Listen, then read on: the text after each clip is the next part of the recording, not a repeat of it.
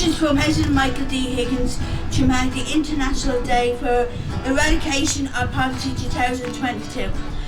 This year is the 35th anniversary of the Struts gathering in Paris in 1987 and the 30th anniversary of the United Nations registration of the day. This year's theme, Dignity for All in Practice, is particularly relevant as we consider the challenges facing those living in poverty both in Ireland and across the world. All of us must be able to participate in society of our time without shame. As Amanda's put it, and the right to be treated with dignity is one fundamental to us all. Hello everybody, my name is Manka. I'm a single mom in direct provision with my 3-year-old daughter. I arrived in Ireland in June 2019. I was heavily pregnant. I didn't know I would have to ask the government to be a refugee. While you wait for them to decide you are an asylum seeker, I didn't know that I would have to live in direct provision. Direct provision is like an open prison. You are not free. Anything you want to do, you have to inform someone before you do it. At the beginning, I felt like the whole world was falling on top of me. Life in direct provision is an experience I will never forget. With a baby about to be born, I had no internet, no SIM card to contact my family back home to tell them where I was. I didn't know anyone in Ireland I could contact. The first time I took a bus into the city, I got lost and I couldn't find the bus back. I needed to go to the toilet, but all the places I asked refused to let me use the toilet, even though I was pregnant. I felt so humiliated and alone. My blood pressure was so high. I was rushed to the hospital. I stayed there for 2 weeks until I gave birth. The joy I felt when I held my daughter in my arm on the 7th of July 2019. I felt, oh, at last, I am not longer alone. I have one person with me now. Even if this person cannot speak to me yet, I can turn on the bed and look at her. The joy was so immense that I even forgot that I was in the delivery room alone. I had nobody near me to support me during this time, but this joy sustained me. She gave me hope, she gave me strength, she gave me everything. It was my family who pushed me and gave me the energy to move on. Emilia is another one person who gave me hope. In December 2019, it was my first Christmas in this country. Emilia said that she would not let me spend Christmas in direct provision because she knows what it means to spend Christmas in direct provision alone. She lived there with her children for so many years. She said I would spend Christmas with her and her family. They were my first family in Ireland.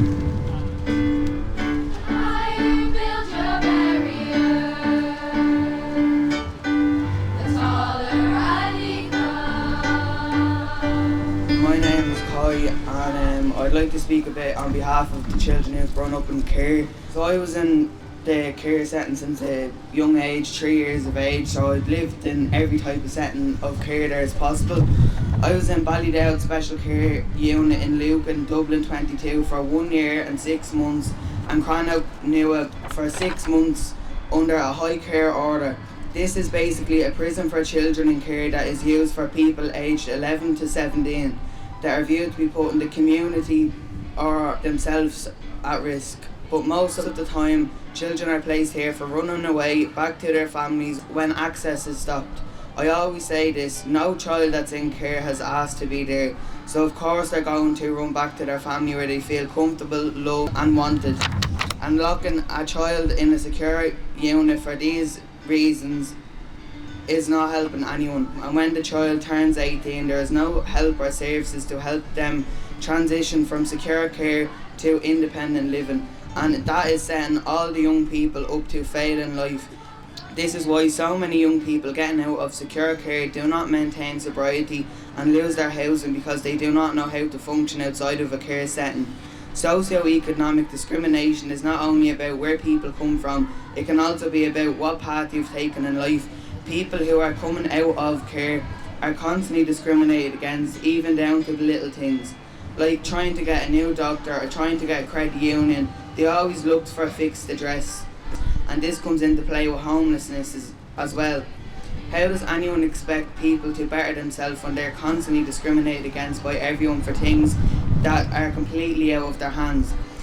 I thank God every day that I have not went down the wrong path after watching both my parents suffer with severe addiction issues, unfortunately. But I've managed to maintain my aftercare housing since I'm 18. I'm now nearly turning 21, but unfortunately from my 1.5 year stay in secure care, I'm the only person that's maintained sobriety and remained not homeless. We need to stay helping each other and helping others in these difficult circumstances and put an end to socio-economic discrimination. Thanks for everyone for taking the time to listen to my speech.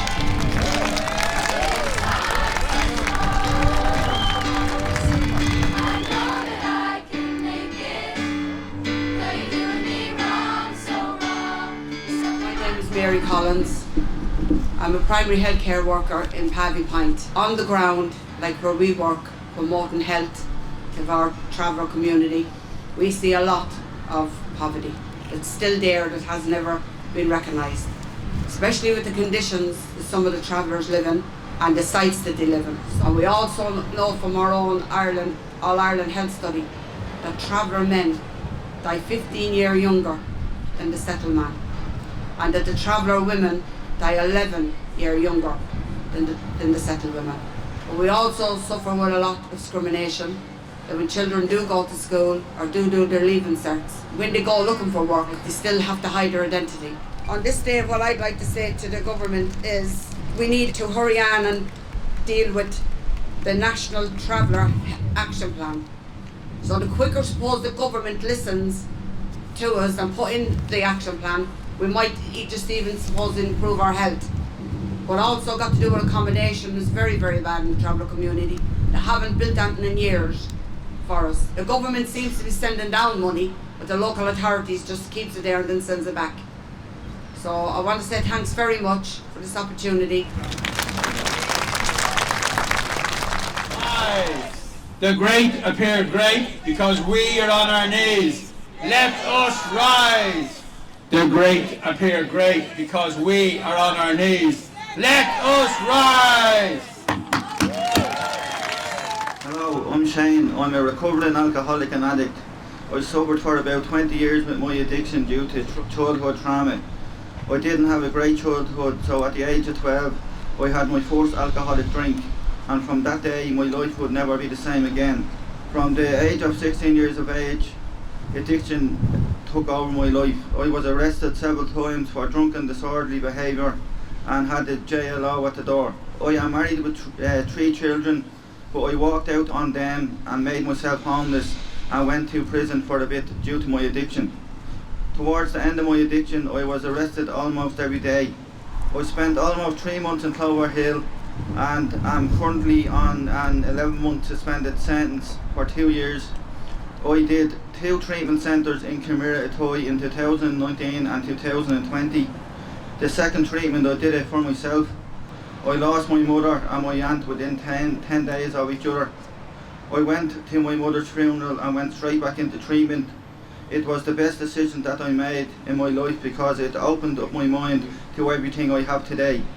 I have my family, my wife and kids back in my life. I have lots of support from everyone, AA and especially the Matt Talbot. The Matt Talbot Community Trust in Ballyfermot has made my life a lot easier by getting me into further education in college. Smart Recovery and the activities they do have all helped me with my recovery. When I started to sit down and talk to people in the Matt Talbot, they helped me to identify what it was I wanted to do. Most important to me was remaining drug and alcohol free. and rebuilding my relationship with my family and getting some structure into my life. I immediately got involved in all activities, including Smart Recovery, which helped me to get to know the group and helped us to help each other. I first sat down with the staff at Matt Halby to talk about my future in December 2020. We talked about what I had done in the past, my education and work experience and what I was interested in. I knew that I wanted to work with people, helping them and supporting them. I wanted to make something of my life because I felt that I had wasted years through my addiction. We looked at courses, options that would help me find a career that would mean something to me. In January I started a level 5 module in early childhood education and play. This was during the lockdown, so it was all online, which was new to me. In June 21 I got an overall distinction. I was very proud of myself, and between 21 and June 2022 I achieved a future 5 QQI awards in childcare and some industrial related certificates. A HACCP and first aid responder training. This summer I completed a work placement in a creche. I love football, so I approached Collinstown FC, asked if I could volunteer. I started off as an assistant coach and now I manage the under 9s, and I am a qualified referee, which is a lot of responsibility. The Matt Halby programme is based on project-based learning by doing. We focus on creating value for ourselves and the wider community. This summer I took on the role as project manager for the Reconnect project. This was a project where myself and the other participants hosted a series of wellness days in our centre in the Dublin mountains. Our aim was to reconnect the community following COVID. In summer 2021 we did the Wicklow Way, the 3 Peak Challenge. We climbed Joust, the Sugarloaf and Greyhead in one day. I was also involved in the digital storytelling project such as International Women's Day, where I created a digital story about my wife and how she has supported me. I also created a story about my addiction and recovery journey, which was included as part of a digital story for health conference in Swansea last summer. My goal is to work in the community supporting others who have been affected by addiction. Last Wednesday I'm proud to say that I started at Maynooth University studying addiction level studies at level 7. I hope to get certified in something I am very passionate about. My message today is there is hope and a future for people like myself who struggle with addiction or mental health problems, or even people returning to reality from prison and treatment centres, etc. Thanks to community organisers like the Matt Halby, thanks to my peers and especially to my wife and family. I am happy and content. My life has done a 360 from this time 2 years ago. I know that I can help, and most of all, give my help and experience to people who want it. Thank you and have a great day.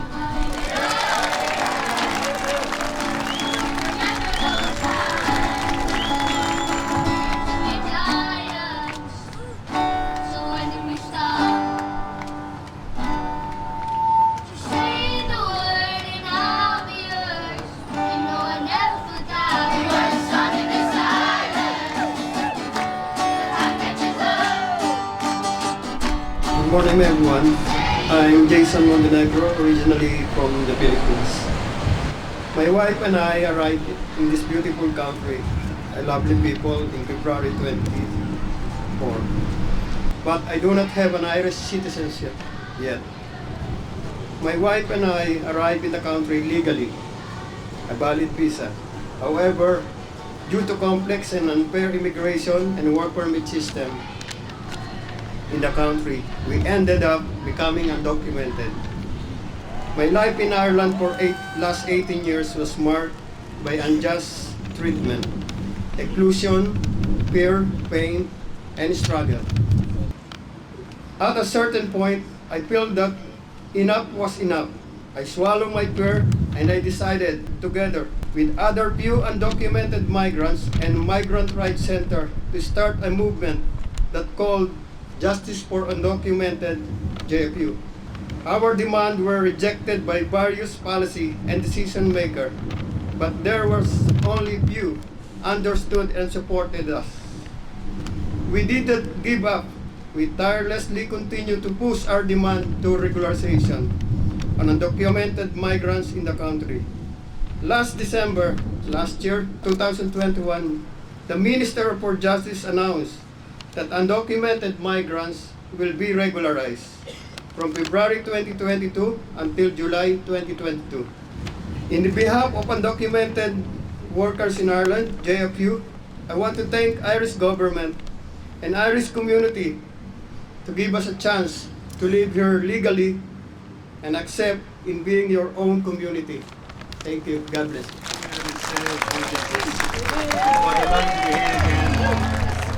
The SAIL project decided this year we would have a little exhibition called Dignity Is. The simple ask was, for dignity of humanity, what word would you like to represent yourself?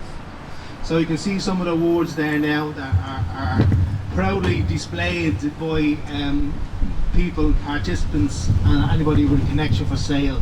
We were going to have it on display in the CHQ and places around. It lived beyond this, but we're delighted to be here. Oh, my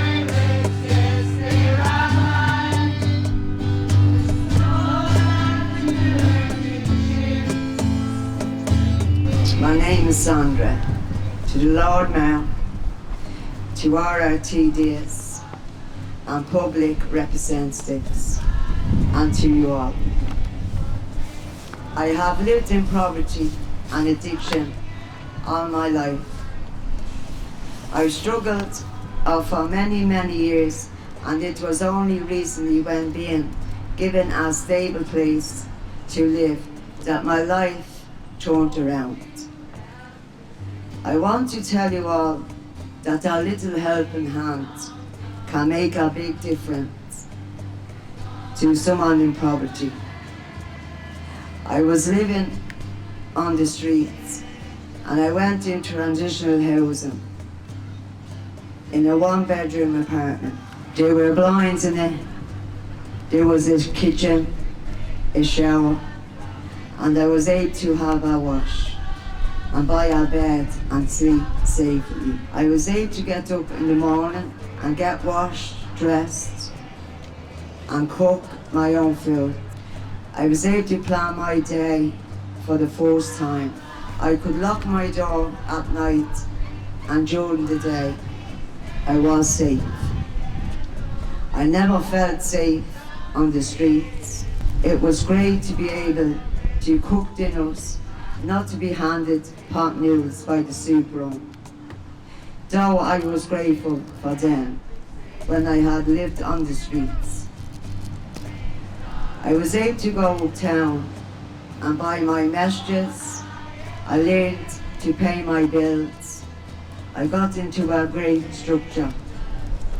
Then I got into a day program in SAIL. And shortly after that, I joined them. I went into treatment.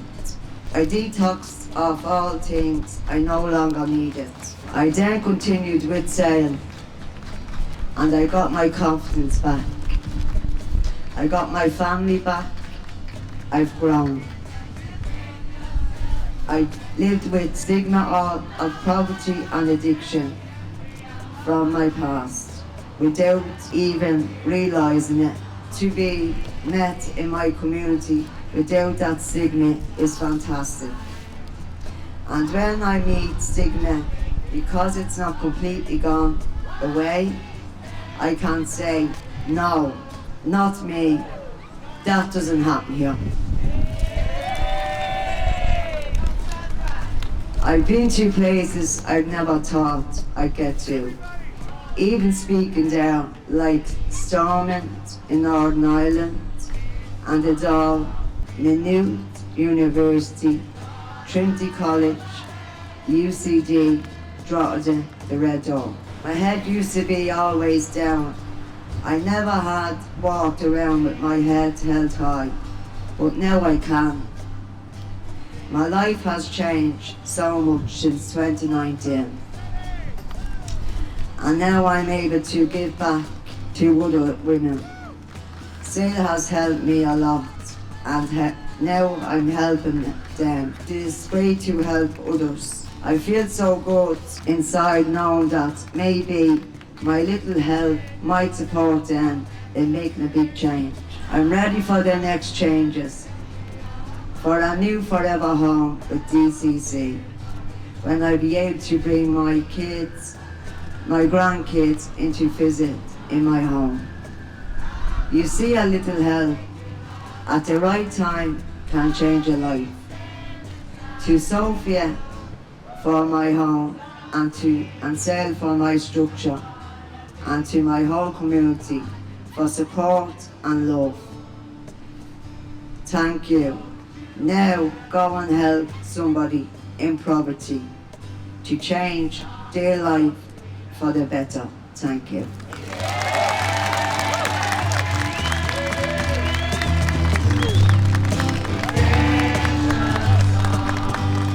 Thanks to all our speakers here who put forward their soul in many ways and told their own life story and the challenges presented by poverty. As Sandra said, we all have a responsibility to help our sisters and brothers who need some support, and as Sandra said, support at the right time can make a huge difference.